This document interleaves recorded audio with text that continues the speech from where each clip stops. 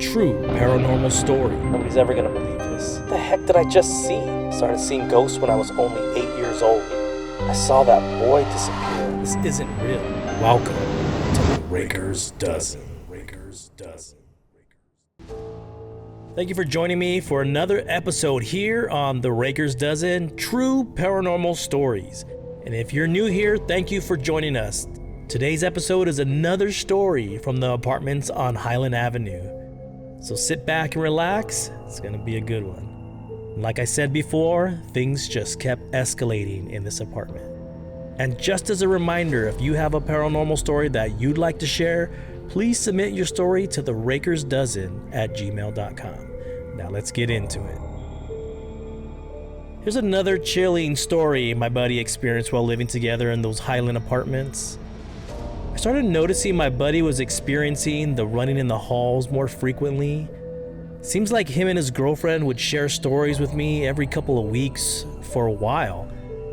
And my experiences were ramping up with a lot of things being moved almost nightly. For whatever reason, my belt was one of their favorite things to hide at night. I'd place it on top of my hamper and the next morning it would be gone. Sometimes I would find it inside a cabinet. Sometimes I would find it in a drawer, under the bed, inside the hamper, and other weird places. My keys would disappear every day.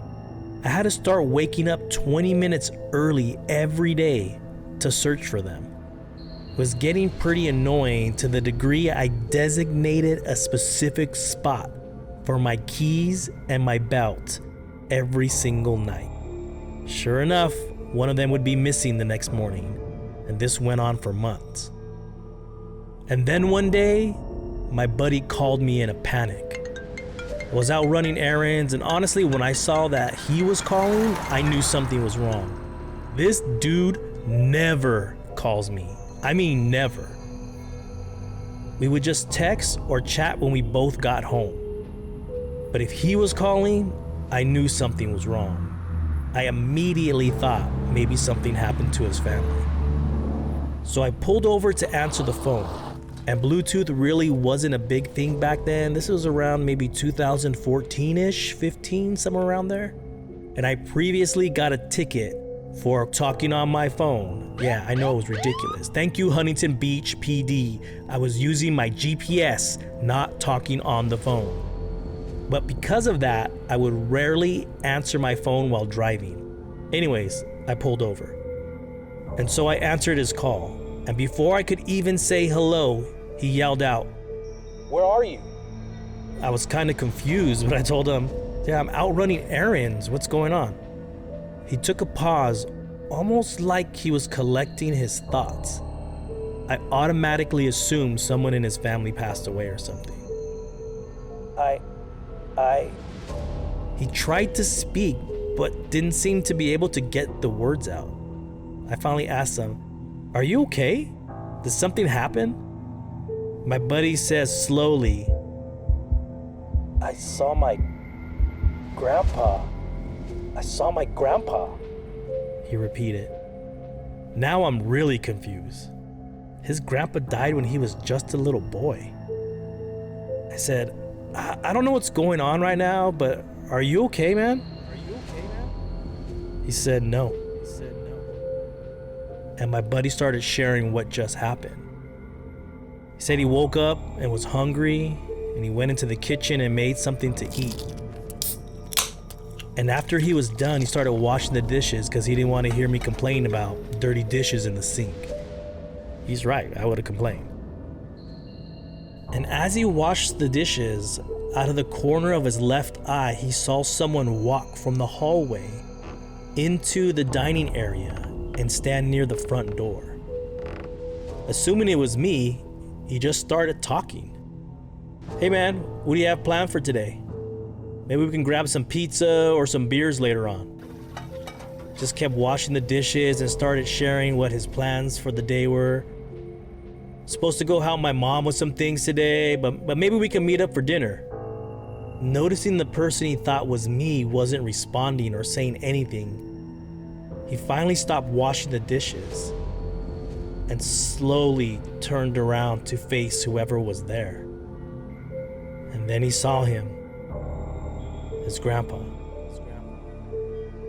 My grandpa was wearing a white t-shirt with a box of cigarettes, like rolled up in the sleeves like they did in the 50s.